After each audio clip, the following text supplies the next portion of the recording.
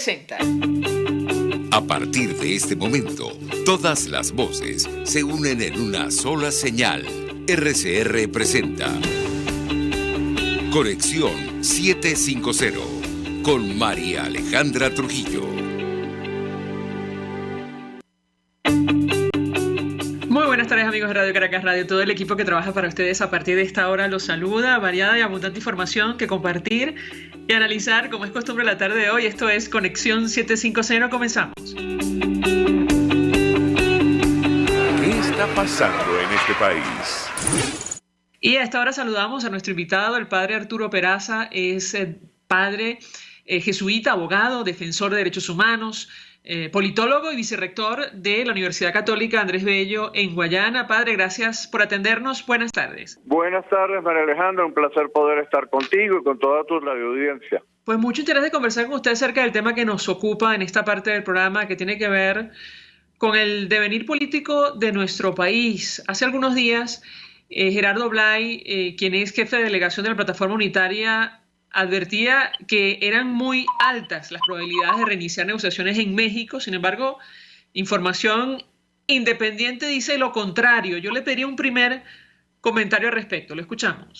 Gracias, Alejandra. Bueno, habíamos hablado de esto hace un par de semanas, un poco más atrás, y creo que tendría que reiterar lo que entonces te dije.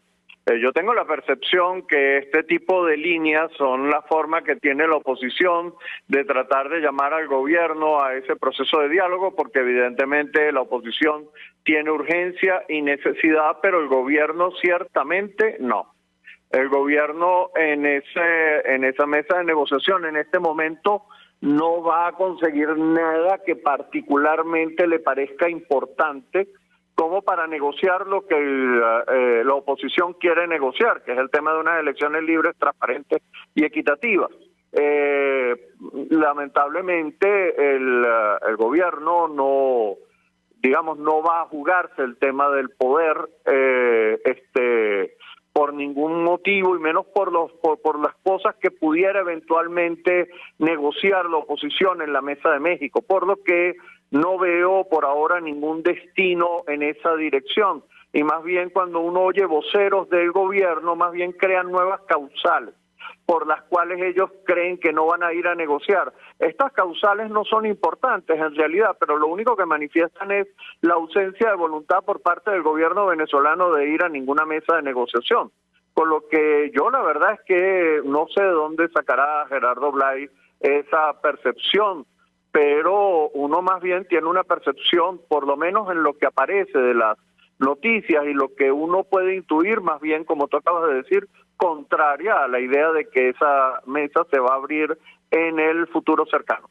Claro, no hay información confirmada, oficial, pero algunos periodistas como Alex Vallenilla dicen que no se alcanzó un acuerdo entre el régimen de Nicolás Maduro y el gobierno norteamericano, y en vista de esa situación tampoco habría reanudación de los diálogos en México. Si esto es así, padre, está todo, insisto, por confirmarse. La única versión que tenemos sobre este asunto es la que ha ofrecido Gerardo Blay.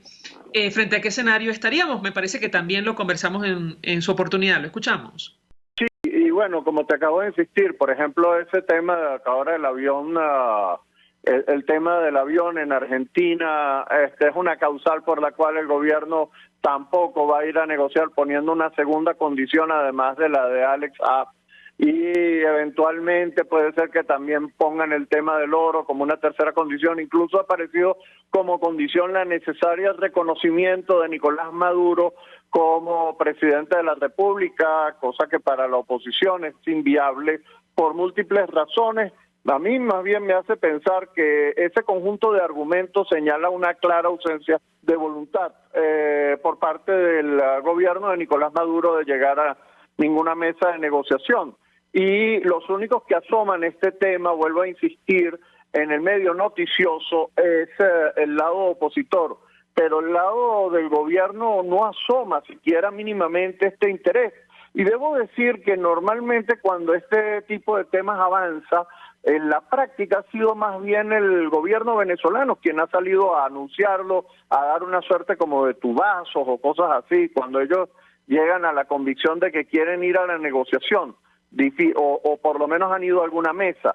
Difícilmente ha sido la oposición la que ha ido adelante en señalar este tipo de hechos. Por eso, digamos, en la práctica que yo he visto usual, no me hace llegar a ninguna convicción de que efectivamente se haya podido llegar a algún acuerdo previo que permita una negociación. Y vuelvo a insistirte, el tema de lo que está en juego como temas de interés, a mí me lleva a pensar de que el gobierno en esa mesa difícilmente va a conseguir algo que a él le interese realmente de manera importante como para hacer concesiones importantes a la oposición.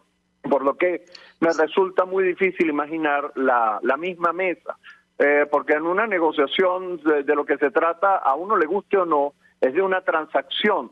Los agentes que entran en esa transacción lo que miran son los costos políticos y las ventajas políticas de la gente que está hablando. Uno quisiera y desearía y soñaría con que los intereses del país estuvieran al centro, pero lamentablemente en política eso no ocurre, aunque uno desearía profundamente que ocurriera. Lamentablemente en política lo que está es normalmente el interés de cada uno de los agentes que está particularmente sentado en esa mesa, y en los intereses del gobierno no hay nada que la oposición en este momento pueda dar, que pueda significar hablar del tema que la oposición quiere que se hable. En este contexto, padre, avanza una especie de precampaña de cara a las primarias de la Plataforma Unitaria. ¿Cómo lo interpreta usted, tomando en consideración que si no hay negociación en México, suponemos que tampoco habrá discusión sobre condiciones electorales de cara a comicios presidenciales en nuestro país? Lo escuchamos. Sí, yo veo difícil este tema de las condiciones electorales. Ojalá y las haya. Ojalá y puedan existir. Uno lo desearía profundamente porque estamos bajo unas circunstancias en donde buena parte de los poderes públicos fueron electos en unos procesos que son de alto nivel de duda, que ha hecho que muchos países a nivel internacional no reconozcan la legitimidad ni del presidente de la República ni de la Asamblea Nacional. Lamentablemente uno no ve que haya un cambio sustantivo. Las elecciones regionales y municipales, si bien hubo mucho mayor nivel de equidad y cierto nivel de transparencia en cuanto aparentemente al tema de contar los votos, otros elementos del proceso electoral todavía siguen siendo altamente dudosos, e incluso esto último uno no sabe si efectivamente va a volver a ser posible en elecciones nacionales, porque la naturaleza de una y de otra son muy distintas en general, por lo que pues la verdad me resulta difícil adivinar qué va a pasar en el 2024. Y la oposición, yo entiendo que anda en una dinámica de ver, por lo menos de preparar el escenario con tiempo y preparar a un candidato con tiempo. La verdad es que uno desearía que la oposición se haga la idea que puede ocurrir un escenario tipo Barinas, en donde lanzas un candidato, estés anulado, lanzas otro candidato, estés anulado. Quizás va a ser difícil incluso instalar un candidato. Y para eso habría que voltear los ojos a la lamentabilísima situación de Nicaragua, en donde prácticamente pues se detuvo a todo aquel ciudadano que intentó ser candidato contra Daniel Ortega. Aún así, yo sí creo que evidentemente hay que hacer el trabajo de elegir a un candidato unitario. Lo que sí tengo la impresión es que la oposición debería tratar de ver cómo aprende a mascar chicle y caminar. Y utilizo esta imagen para decir que mientras están centrados en este tema de la candidatura unitaria, parece que pierden el sentido de lo político en el país. Parece que no ven lo que ocurre en el país y las oportunidades que podrían o no haber, lo que hay que acompañar, lo que hay que señalar. Simple y llanamente están abstraídos en su universo discursivo, y yo siento que tampoco el país los ve y los mira como un elemento siquiera relevante en su vida o en su historia. Entonces han pasado a ser una situación o un grupo absolutamente irrelevante políticamente. Si os permite, padre, tenemos que hacer una pausa, pero al regreso quisiera referirme justamente a los escenarios estilo Nicaragua, en nuestro país, en su opinión, qué alternativas le quedan entonces a los factores que en teoría quieren un cambio. Eso en primer lugar. Y en segundo lugar, su criterio acerca del tema de la cohabitación desde la perspectiva, por ejemplo, que planteó recientemente el secretario general de la OEA, un documento ampliamente comentado y criticado, si me permite, que hizo público Luis Almagro recientemente. Al regreso, le doy la palabra para contestar. Ya venimos. Usted está viendo Conexión 750 con María Alejandra Trujillo. Solo por RCR 750, porque lo bueno une. Puedes seguirnos en nuestras redes sociales. En Twitter, @RCR750, la radio que se ve. Mensaje del ingeniero José Peraza, tesorero del FONPRES CIB. Estimado colega ingeniero arquitecto y profesional afín, el Colegio de Ingenieros de Venezuela y el Fondo de Previsión Social, preocupado por la salud de tu familia, ha diseñado un sistema de salud integral que coloca a tu disposición y que contiene asistencia primaria de salud, ambulancia, hospitalización, cirugía, oftalmología, dermatología, fisioterapia, psicología, odontología, farmacia y funerario. Para mayor información, visítanos a nuestros portales cib.net.be, fonprescib.net.be, Colegio de Ingenieros de Venezuela, construyendo futuro. Mis amigos, quiero hablarles de Dilab Biodiagnóstica, un nuevo laboratorio clínico con un concepto original. Además de estar dotado con los equipos de la más reciente tecnología y el personal de más alta calificación, Dilab Biodiagnóstica te ofrece ambiente y trato amables y los precios más económicos en todos tus exámenes de laboratorio. Pide tu cita en el 0212-945-5788. Dilab Biodiagnóstica. Precisión y confianza en laboratorio clínico.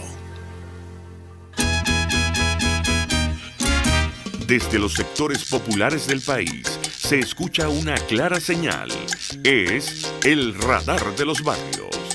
Evelyn Martínez y la red de ciudadanos le invitan a identificar amenazas, ubicar soluciones y hacer seguimiento eficiente a las problemáticas de cada sector. Un espacio contra la polarización donde se construye de abajo hacia arriba y de adentro hacia afuera. El radar de los barrios, de lunes a viernes, a partir de las 10 de la mañana, solo por RCR 750 AM.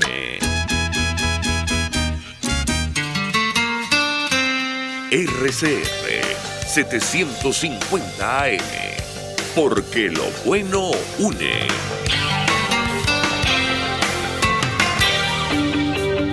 El poder de la comunicación en tus manos. Conexión 750 con María Alejandra Trujillo. Solo por RCR 750, la radio que se ve. Continuamos, amigos, en Conexión 750, conversando acerca del devenir político de nuestro país, los escenarios que tenemos por delante. Nos acompaña el padre Arturo Peraza, que es sacerdote, pero también politólogo, defensor de derechos humanos, abogado y vicerrector de la UCAP en Guayana. Y yo les dejaba un par de inquietudes sobre el escenario estilo Nicaragua, donde, bueno, la disidencia está detenida, literalmente, los candidatos igual. Eso en primer lugar, ¿en qué condiciones quedarían los factores democráticos en nuestro país, en su opinión?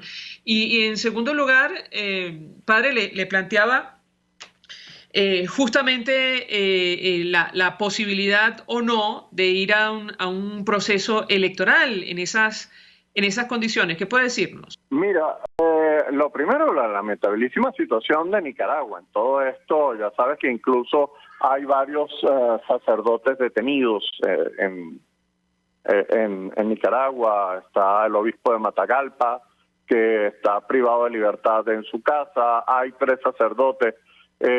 Alguno de ellos se ha dicho que está desaparecido. Se detienen las mismas prácticas de privación de libertad y desaparición del privado de libertad durante varios días, que además se ejecuta aquí también, lamentablemente en Venezuela, violentando todo lo que es la materia de derechos humanos, fundamentalmente lo que tiene que ver con los derechos no a la tortura, no a la desaparición, etcétera. Y eso ha sido señalado múltiples veces, pues lamentablemente tanto en Nicaragua como acá se incurre en este tipo de conductas que generan serias dudas sobre la posibilidad de integridad personal de las personas privadas de libertad.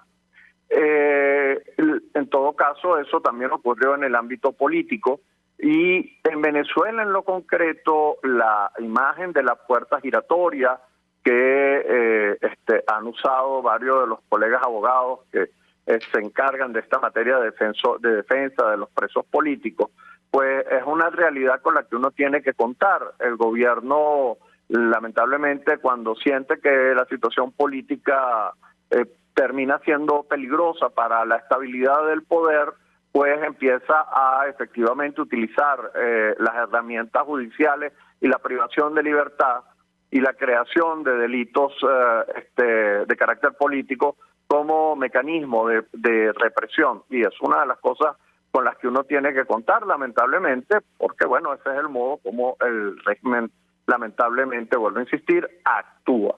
La oposición, en el momento en que decide que tiene que entrar en este contexto de realidad, debe entender que esas son las estrategias a las que está enfrentada. Y eventualmente, pues, uno tiene que tener también y pensar en estrategias que confronten ese modelo, ese estilo. No es fácil, nunca ha sido históricamente fácil confrontar esos modelos, ni cuando se dan por el lado de la derecha, ni en estos casos que se dan con un aparente pensamiento de izquierda, o por lo menos sedicientemente de izquierda. Por lo que, bueno, hay que tratar de buscar diversos tipos de estrategias y tácticas para poder jugar en este tipo de escenarios y tratar de abrir brechas democráticas. Esto es lo que me parece que es importante.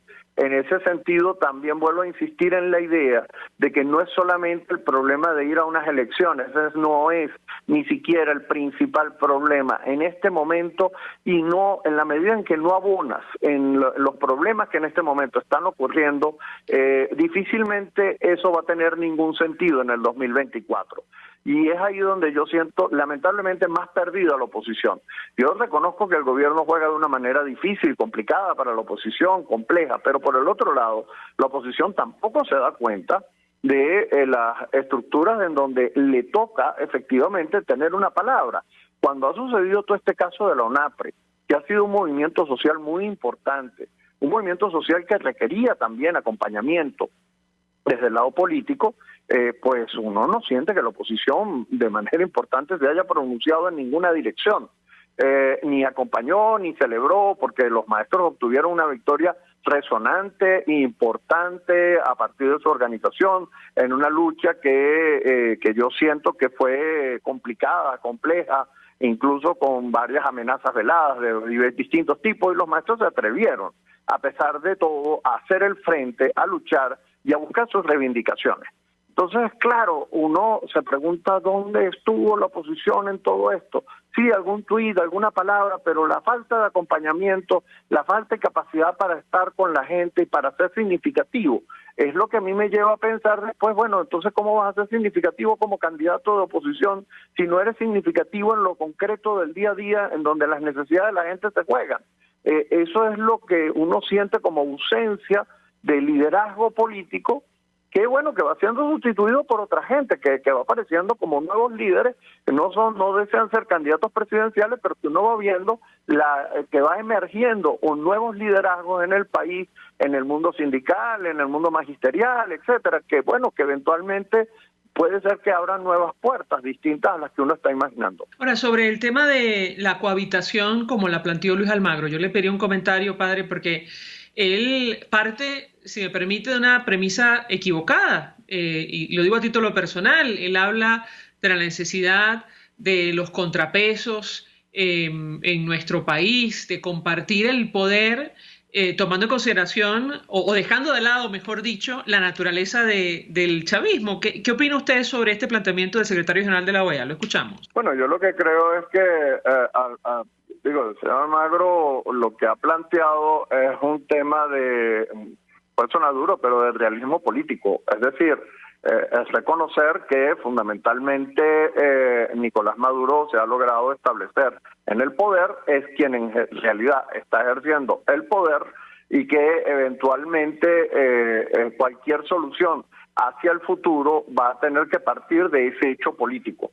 Eventualmente lo que él le está pidiendo a la oposición es lograr ubicar un espacio de apertura en medio de ese contexto.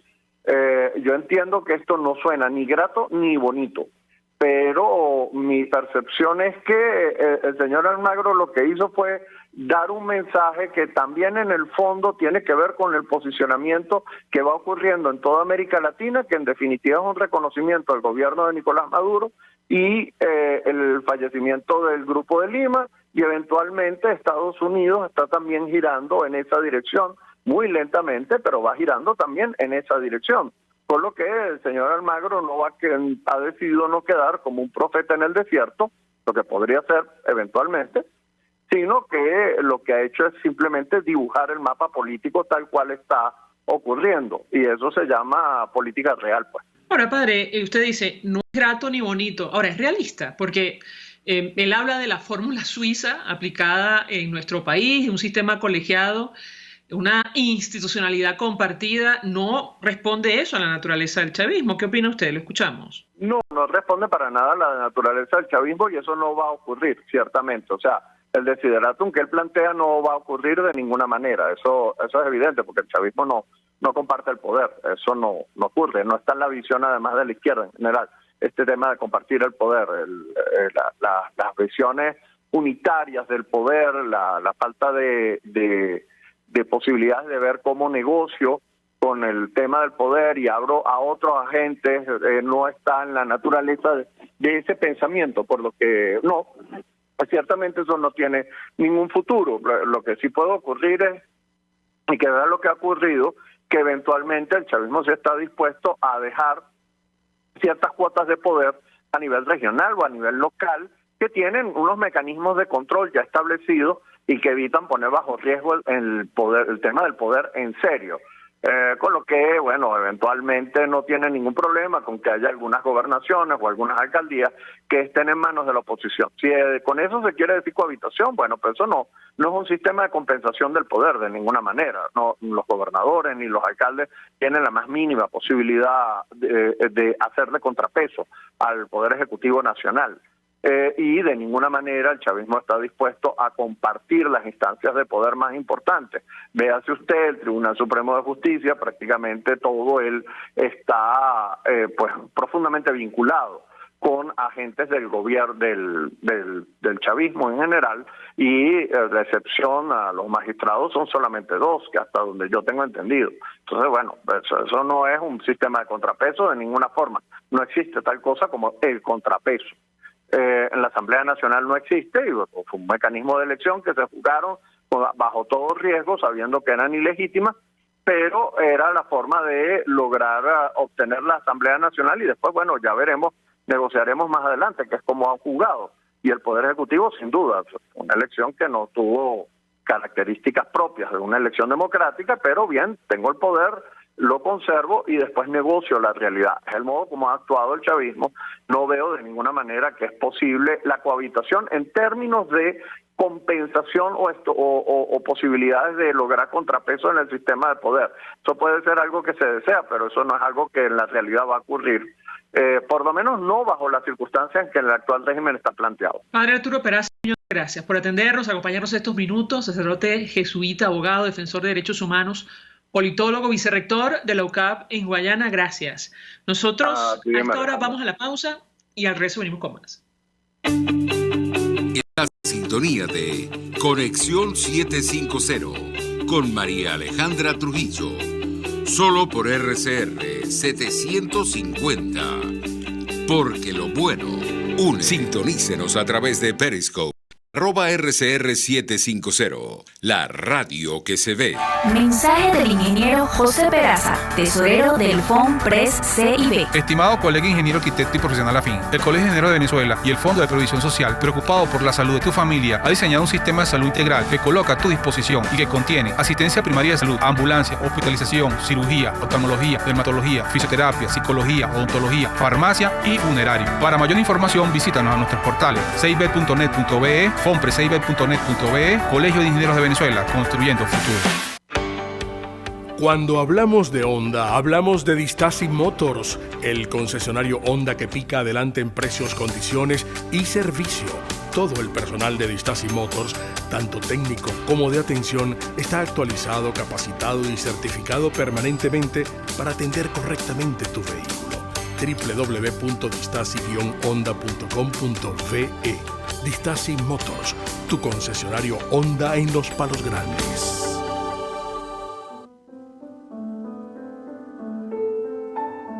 La Academia de Ciencias Físicas, Matemáticas y Naturales presenta El progreso tiene su ciencia.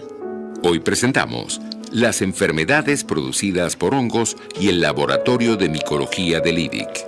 Al hablar de enfermedades infecciosas, pensamos en bacterias, virus o parásitos, pero rara vez en hongos. Por eso es que la micología, rama de la microbiología dedicada a los hongos, ha sido llamada injustamente la cenicienta de la microbiología. En realidad, las infecciones por hongos son muy frecuentes. Sabemos de personas que han padecido infecciones en uñas, en piel, en el tracto genital femenino, producidas por hongos, algunas con graves consecuencias. Entre estas enfermedades, hay una producida por un peligroso hongo con el complicado nombre de Paracoccidioides brasiliensis, que afecta a poblaciones rurales de Brasil, Colombia y Venezuela. Los esposos, Felipe y Yoconda San Blas, en el laboratorio de micología del IDIC, estudiaron por años este hongo patógeno y otros de la misma familia, postulando que para invadir el cuerpo humano, ellos producen un componente específico, un vestido para la ocasión, que hace posible la penetración y la consiguiente infección. Impedir que el hongo usara ese vestido, conocido como alfa-glucán, lo lograron estos investigadores con unos compuestos químicos que al bloquear su síntesis han sido postulados como antibióticos potenciales contra esta y otras micosis. Yoconda Cunto de San Blas fue presidenta de la Asociación Latinoamericana de Micología, vicepresidenta de la Sociedad Internacional de Micología Médica y secretaria general de la Asociación Internacional de Micología. Es actualmente presidenta de la Academia de Ciencias Físicas, Matemáticas y Naturales, habiendo sido la primera mujer en ser incorporada como individuo de número, sillón 20. El progreso tiene su ciencia. La Academia de Ciencias Físicas, Matemáticas y Naturales presentó El progreso tiene su ciencia.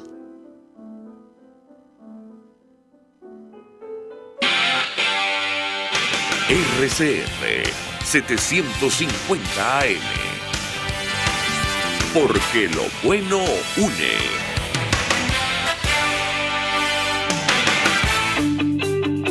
María Alejandra Trujillo te acompaña en Conexión 750, solo en RCR 750, la radio que se ve. Claro y raspado. Continuamos, amigos, en Conexión 750 y a esta hora saludamos al profesor internacionalista Félix Gerardo Arellano. Gracias por atendernos. Muy buenas tardes. Muy buenas tardes. Cordial saludo para ti, tu equipo y la audiencia. Pues varios temas que discutir, profesor, y analizar con usted. Iniciaría a partir del beneplácito que ha obtenido el nuevo embajador de Nicolás Maduro en Colombia. Me refiero a Félix Plasencia. ¿Qué interpretación hace usted de esta decisión del nuevo gobierno de Gustavo Petro? Lo escuchamos. Bueno, yo sigo observando dos escenarios en Colombia.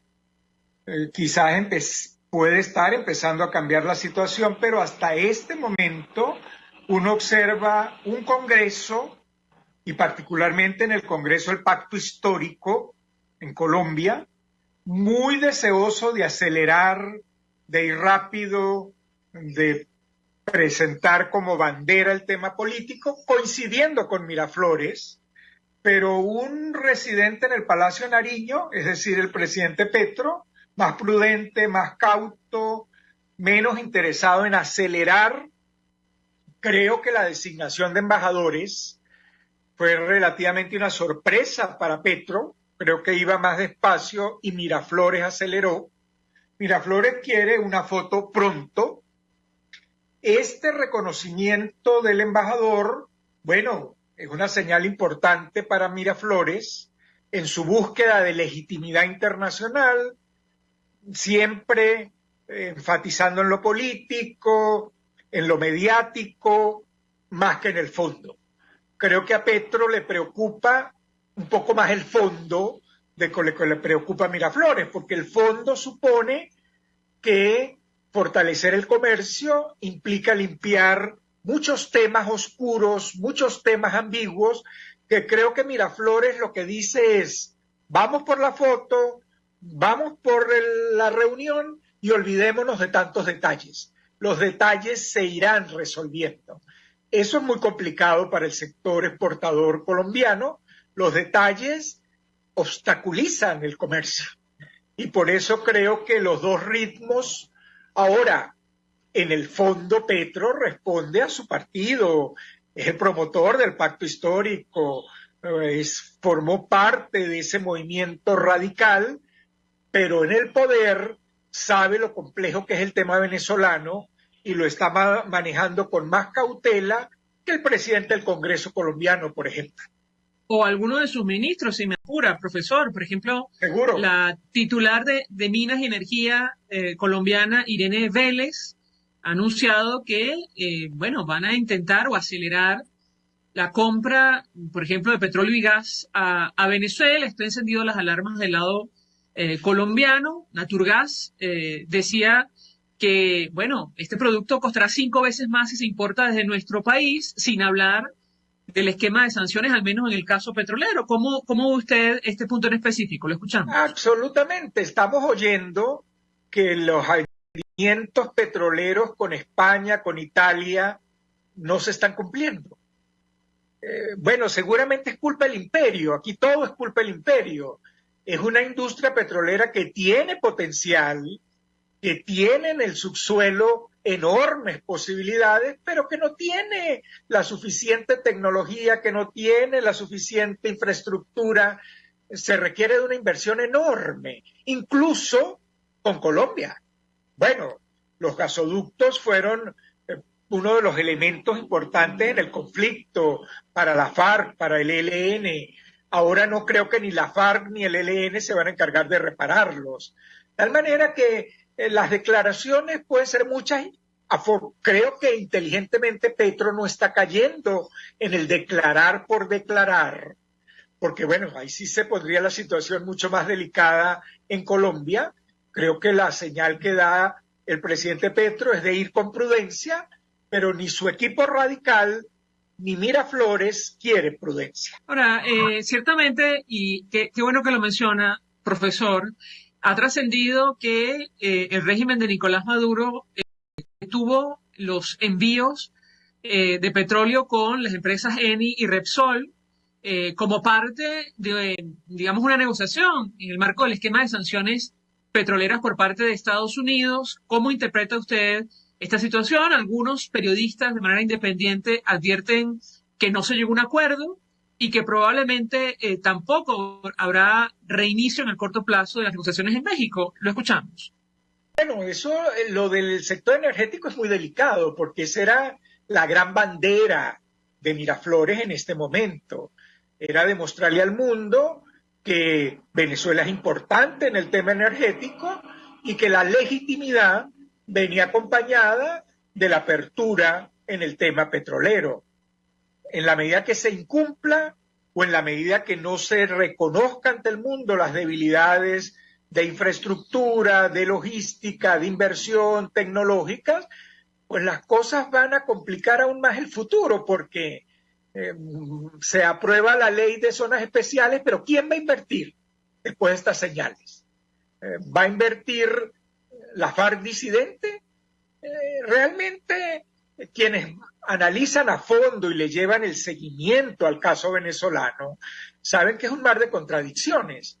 Entonces, las declaraciones ocupan titulares de periódico, pero se quedan ahí, no avanza, no pueden avanzar porque se requiere de un esfuerzo enorme, de una disciplina que no se tiene, que no se quiere desarrollar.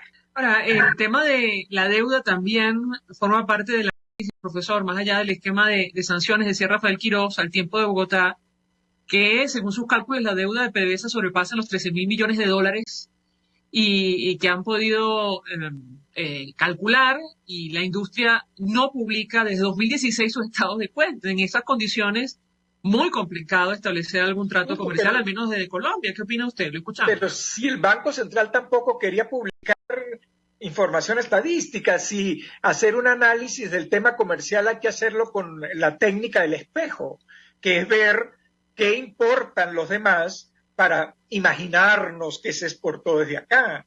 Bueno, todo eso, ¿cuáles son las económicas especiales? ¿Para quién? Porque se supone que es para inversionistas serios. Los inversionistas serios están leyendo todo esto y además están leyendo porque tienen sus equipos multidisciplinarios, pues todo el tema político. Es como imaginarse que alguien va a invertir en Nicaragua en esta coyuntura. Acaba Cuba de abrirse en materia de inversiones. Bueno, de nuevo la gran incógnita, porque la crisis política se está agravando. Tuvieron media hora de libertad y la reacción fue una represión brutal. Eso se lee porque es que hay demasiados incompetencia para atraer inversiones, de tal manera que el más inestable no es el que la va a recibir más rápidamente. Claro que no. Bueno, de hecho, profesor Francisco Lloreda, de la Asociación Colombiana de Petróleo y Gas, decía en una declaración a la W Radio en Colombia que, no es una solución esto de importar gas de nuestro país, porque, entre otras cosas, quedaría Colombia bajo el capricho de Nicolás Maduro. ¿Cómo lo ve usted? Bueno, no olvidemos que años atrás ese era un tema de relación con Colombia. Era la época en que Colombia estaba débil energéticamente y los cortes de luz en Bogotá en particular eran frecuentes. Bueno, ellos lograron avanzar, ellos mejoraron en todos los planos. Yo no niego que puede ser un tema interesante. Creo que después de la experiencia de Alemania con Rusia, nadie va a caer en un 80-90% de dependencia.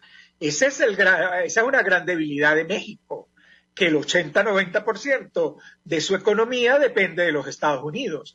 Yo no lo visualizo así, yo no creo que Colombia va a llegar a eso, y ni en el corto ni en el mediano plazo hay cómo hacerlo. Puede ser un tema de relación interesante, pero repito, la contraparte tiene que dar confianza, tiene que dar seguridad jurídica y tiene que disciplinar el proceso productivo, y no lo hace.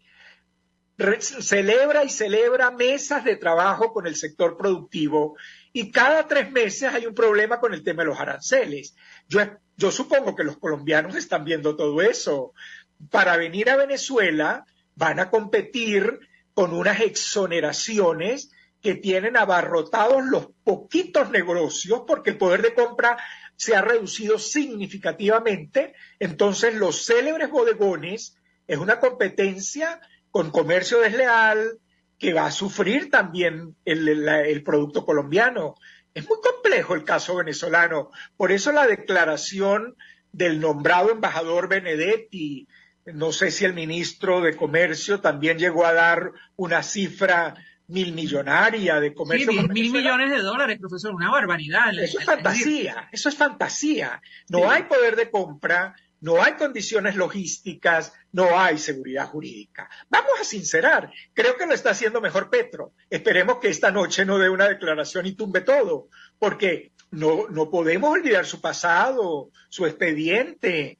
Le debe estar costando mucho este juego de equilibrio y de ponderación, pero es el adecuado. En ese mismo esquema cae la relación con Estados Unidos. No puede romper con Estados Unidos de la noche a la mañana. Tiene que mantener un equilibrio que lo fortalece en el escenario internacional. Tenemos que hacer una pausa para ir a publicidad, profesor. Al regreso quisiera su comentario y análisis acerca del impacto, la trascendencia, el alcance de los denominados juegos de guerra o militares que ha organizado Venezuela con la participación de Irán, Rusia, China y otros países. Al regreso le doy la palabra para contestar. Ya venimos. Estamos Conexión 750, solo por RCR 750, la radio que se ve. Puedes seguirnos en nuestras redes sociales. En Twitter, @RCR750, la radio que se ve. Mensaje del ingeniero José Peraza, tesorero del FONPRES CIB. Estimado colega ingeniero, arquitecto y profesional afín, el Colegio de Ingenieros de Venezuela y el Fondo de Previsión Social, preocupado por la salud de tu familia, ha diseñado un sistema de salud integral que coloca a tu disposición y que contiene asistencia primaria de salud, ambulancia, hospitalización, cirugía, oftalmología, dermatología, fisioterapia, psicología, odontología, farmacia y funerario. Para mayor información, visítanos a nuestros portales cib.net.be, fonprescib.net.be, Colegio de Ingenieros de Venezuela, construyendo futuro. El que sabe de sabor sabe de saber que Del Corso es la clásica pastelería italiana de Caracas. Qué ricos sus dulces típicos tradicionales como los auténticos cannoli, la sfogliatella o la cola de langosta no tienen comparación. La pasta seca de almendras y chocolate o su gran variedad de tortas, cumpleaños, bodas, bautizos o comuniones, reuniones familiares o eventos corporativos. Teléfonos 0212-941-1971. Pastelería Del Corso, la pastelería italiana por tradición y excelencia. RCR 750 AM, porque lo bueno une.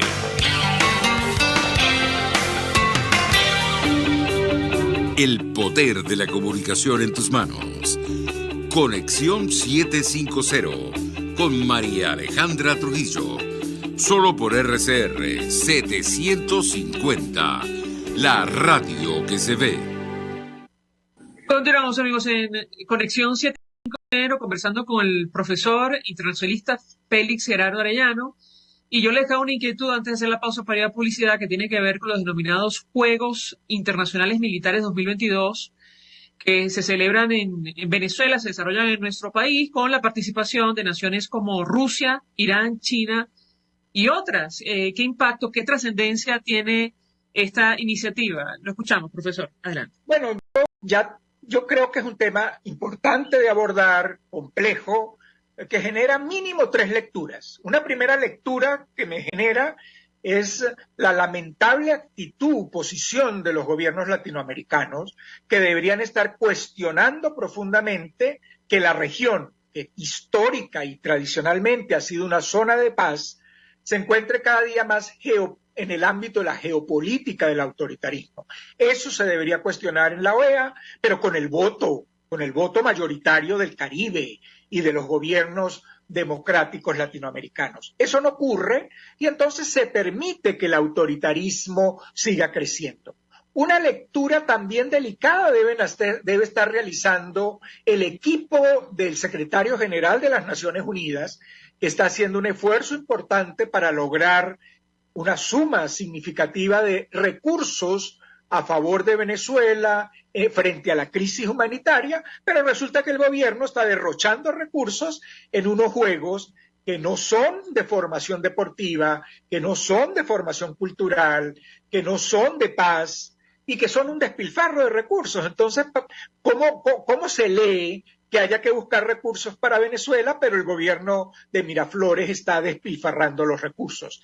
Y creo que una tercera lectura la hace el Pentágono, que es que siente que no es de mayor trascendencia estos juegos, pero yo repito, yo creo que no reaccionar a este progresivo ascenso del autoritarismo en América Latina es delicado, pero reaccionar no es reaccionar con armas, es reaccionar con la defensa de los valores liberales, con la defensa de las instituciones democráticas, de las organizaciones no gubernamentales, de los medios de comunicación, de los jóvenes, para que se comprenda, para que haya una conciencia efectiva del significado de las libertades y los derechos humanos. Usted mencionaba el escenario geopolítico y ciertamente llama la atención. Vemos a naciones como China, que tienen contencioso con los Estados Unidos varias áreas, especialmente ahora mismo en Taiwán, Rusia, ni hablar con lo que está ocurriendo en Ucrania, Irán. Bueno, sobran los comentarios. ¿Cómo interpreta usted este tema, profesor? Lo escuchamos.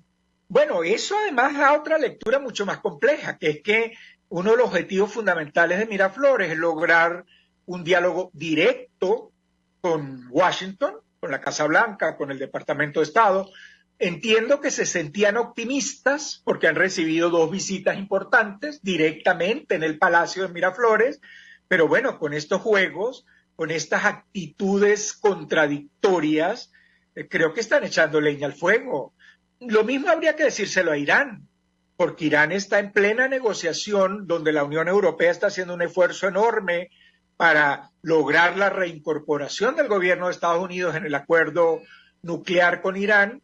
Bueno, y paralelamente siguen los ataques a los Estados Unidos y a Occidente en general.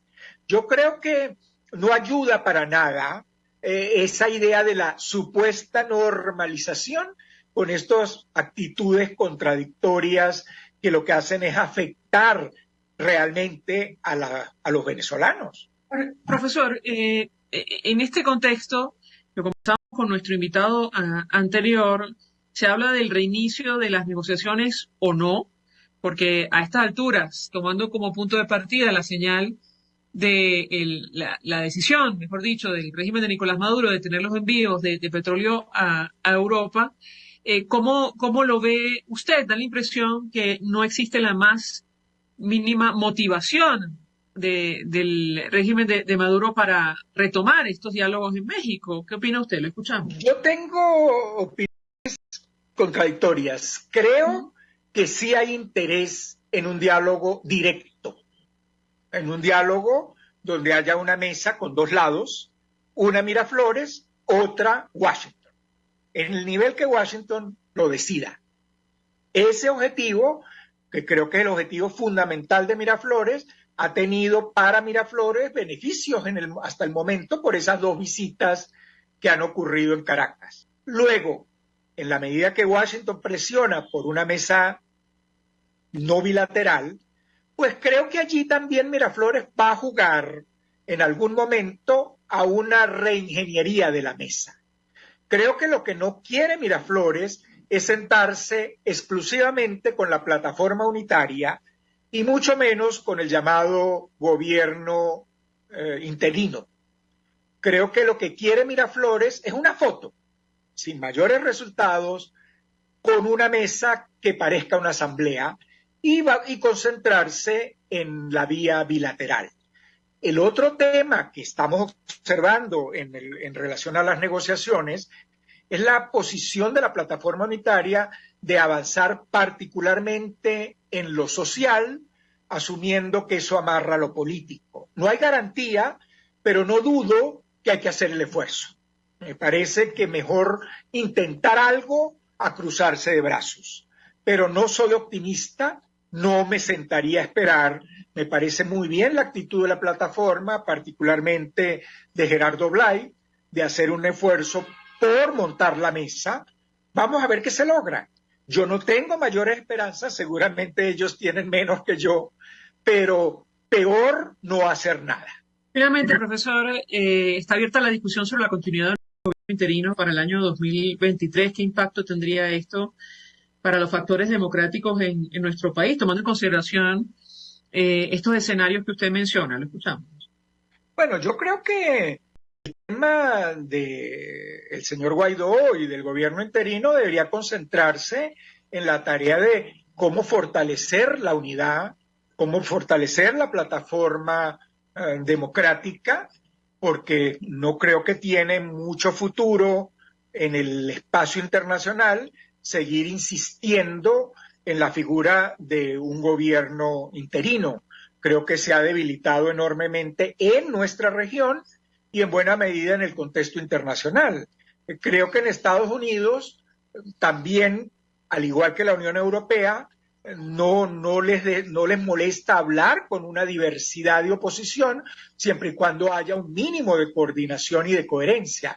Ese es el trabajo que hay que desarrollar. Profesor Félix Gerardo Arellano, un millón de gracias por atendernos, acompañarnos estos minutos internacionalistas, prestando opinión y análisis acerca del tema que debatimos en esta parte del programa, que tiene que ver justamente con los escenarios internacionales para nuestro país. Gracias. Nosotros, se nos ha agotado el tiempo, nos despedimos y lo hacemos a nombre de Jaime Nestares en la dirección general de la estación, en la gerencia de producción Willy Cercaña, en la producción Jay Pacheco, en los controles Gregorio González, quien tuvo el inmenso placer de acompañarles, María Alejandra Trujillo. El Fondo de Previsión Social del Colegio de Ingenieros de Venezuela presentó. RCR presentó Conexión 750 con María Alejandra Trujillo. Solo por RCR 750. La radio que se ve. RCR 750 AM. Porque lo bueno une.